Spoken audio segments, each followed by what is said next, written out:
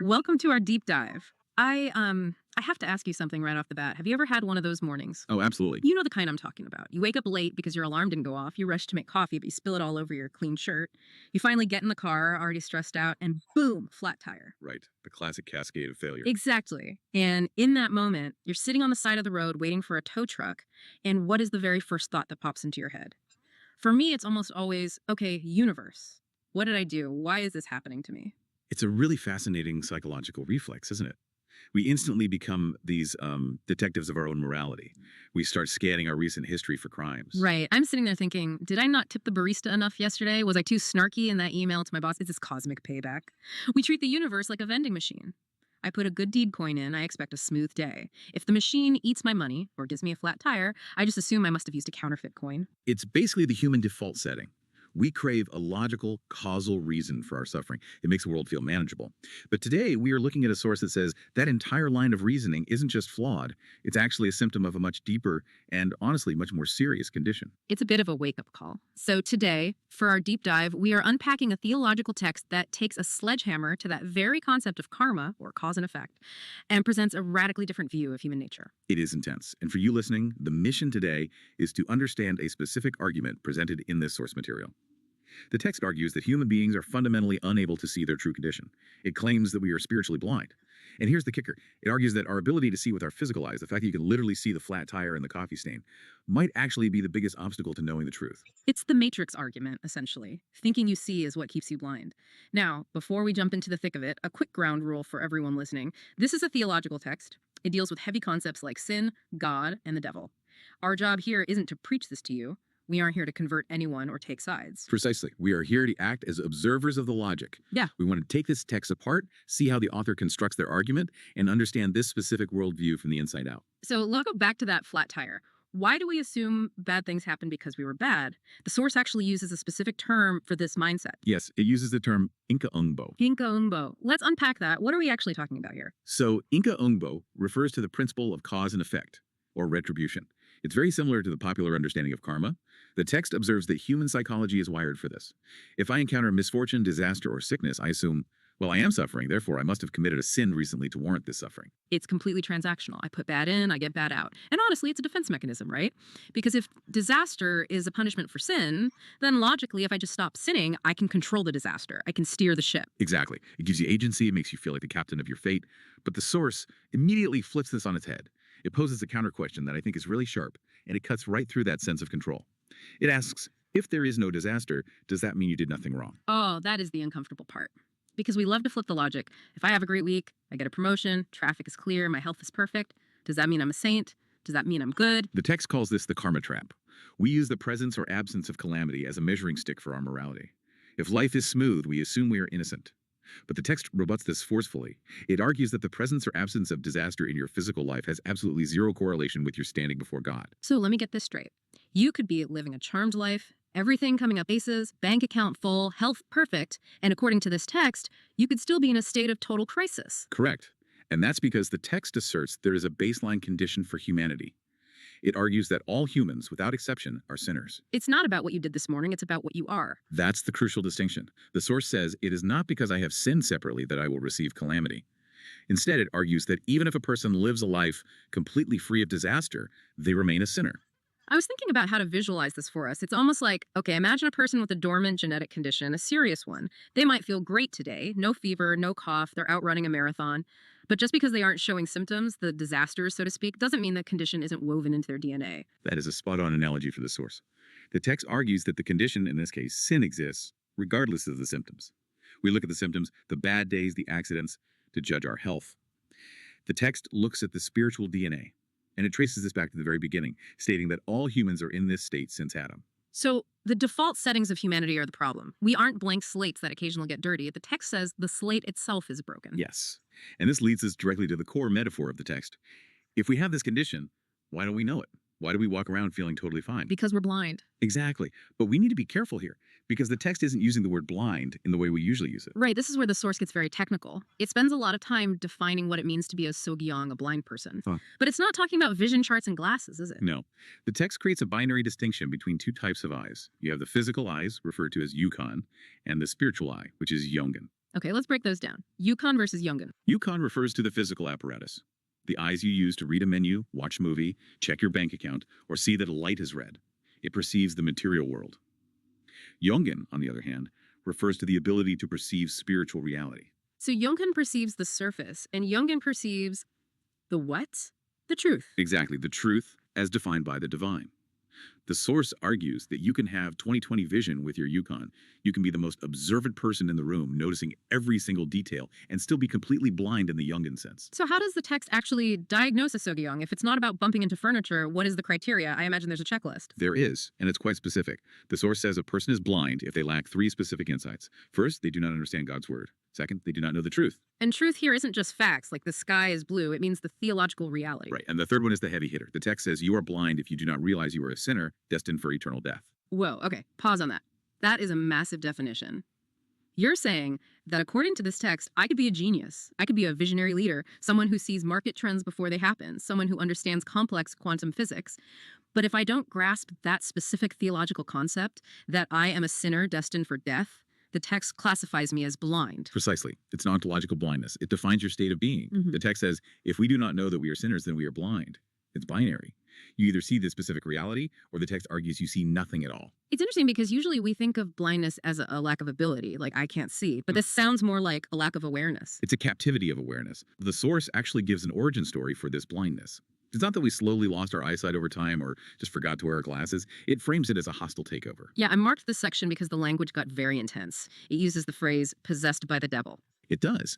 It claims humanity has been possessed or captivated by the devil since Adam. It says, originally, all of humanity has been blind since Adam. That really reinforces that idea of a lack of agency. Like, you can't just decide to see if you were being held captive. But here's where I get stuck. If we are all blind and we are all captives, why does everyone think they're free? Why does everyone think they can see? That is the central paradox the author is highlighting. We have humans walking around saying, I can see the mountains, I can see my bank account, I can see the road. Right, because our physical eyes work fine. Exactly. But the source argues that this physical sight creates a false sense of security. It's a decoy. The text says, we may argue that we are not blind because we can see with our physical eyes, but because God sees with his spiritual eyes, we are blind. It's a clash of perspectives. We judge by the physical. The text argues the divine judges by the spiritual. And because we trust our physical senses so implicitly, I mean, seeing is believing, right? We assume we're fine. And that assumption is what the source identifies as the greatest danger. Here's where it gets really interesting. You'd think the danger is the blindness itself. Like if I'm walking toward a cliff and I can't see it, the danger's falling over the edge. You would think so. But if we connect this to the bigger picture the author is painting, the danger isn't the blindness, it's the denial of the blindness. The illusion. Yes. The text states that the greatest crisis is thinking you see when you don't. It says the greatest crisis is the delusion that we see and the failure to recognize our own miserable condition. It goes back to that medical analogy. If I'm sick, but I'm convinced I'm healthy because I look good in the mirror, I'm never going to go to the doctor. Exactly. You won't seek a cure for a disease you don't believe you have. It's the Dunning-Kruger effect, but for the soul. The incompetent person is too incompetent to know they are incompetent. The blind person is too blind to know they are blind. And the source uses some very visceral adjectives to describe the actual human condition versus the perceived one. I wrote these down because they are really stark. The text says our actual reality is that we are naked, blind, and poor. Naked, blind, poor. Those are the key words. But our perceived reality, we think we're dressed in designer clothes, we think we have perfect vision, and we think we're rich. That's the gap. And the author argues that as long as you are bridging that gap with delusion, as long as you claim, I can see, you remain in that crisis. You remain naked and poor spiritually. It's ironic, isn't it? The physical sight, the very thing we rely on to navigate the world, is actually the blindfold. Because I can see my nice house, I don't realize I'm spiritually poor. Because I can see my clothes, I don't realize I'm spiritually naked. That is the core paradox. The physical evidence contradicts the spiritual reality. And because we trust the physical, we completely miss the truth.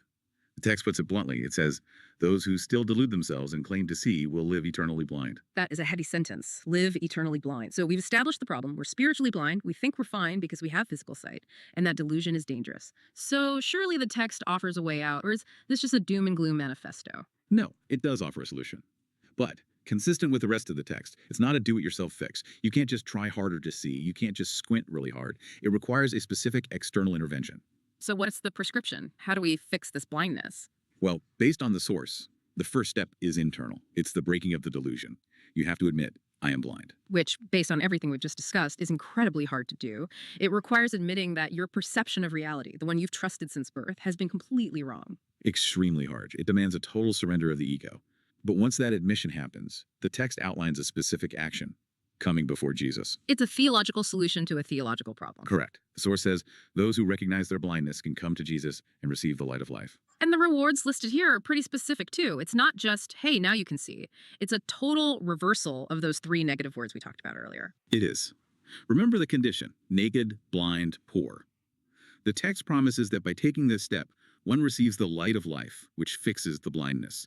They are clothed in new clothes, fixing the nakedness and shame, and they become spiritually rich, fixing the poverty. It's interesting how it mirrors the problem perfectly. It's a complete inversion of the status quo, from destitute to wealthy, effectively. Yes, it promises a restoration of dignity and awareness, but we also have to look at the other side of the coin. The text presents a binary outcome. Yeah, we can't skip over the warning. What happens if you don't admit you're blind? What if you stick to your guns and say, no, I can see just fine, thank you very much? The source is quite severe on this point.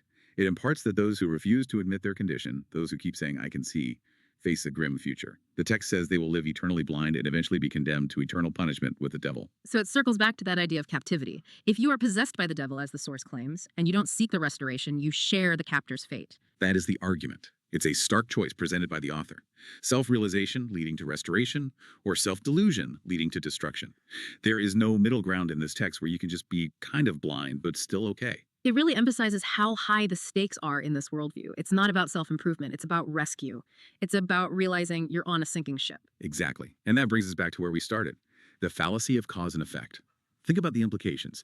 If you really adopt this worldview, if you really buy into this text, how does it change how you react to that flat tire we talked about? Well, if I believe this text, I stop looking at the flat tire as a punishment from the universe. I stop searching for the crime I committed. Right. And perhaps even more importantly, you stop looking at a smooth drive as a reward. You stop thinking you're amazing just because you had a good day. Because neither of those things changes the baseline condition. The text says my physical circumstances are just weather. They aren't the truth. It shifts us from a transactional view, I do good, I get good, to an ontological view. It says the problem isn't what you do, but what you are, flawed and blind by nature. And that condition requires a cure, not just a behavior modification. It definitely changes how you define a successful life. If you follow this logic, you could be the richest, healthiest person on earth. You could be on the cover of magazines. But if you don't have the spiritual sight, the text argues you are actually a naked beggar in the middle of a massive crisis. Conversely, you could be in the midst of disaster, physically suffering, perhaps even physically blind. Yet if you possess this spiritual eye, this yungan, you are considered rich, clothed, and safe. It completely decouples material safety from spiritual well-being. That's a really powerful takeaway. It forces you to look beyond the surface level of your life. It's uncomfortable because we love our surface levels. We polish them, we post them on Instagram, we build our entire identities around them. We do. And this text says, put down the mirror. The mirror is lying to you. The reflection isn't the reality. And that leads me to a final thought for you, the listener, to mull over as you go about your week. We rely so heavily on our senses. We trust what we see. If I see a wall, I know I can't walk through it. If I see a drop-off, I don't step there. We navigate our entire existence based on visual input. It's our primary interface with reality. But this source argues that our physical eyes can actively deceive us about our true reality. It suggests that our most trusted tool is actually a trap. So here's the question. If your eyes can lie to you about who you are and how you're doing, what internal sense should you be trusting instead to gauge your well-being? If the dashboard of your car is broken, how do you know how fast you're really going? That is the real question, and it's one that might require looking away from the physical world to answer. Thanks for joining us on this deep dive into the nature of sight and blindness. It's been a pleasure. We'll see you next time.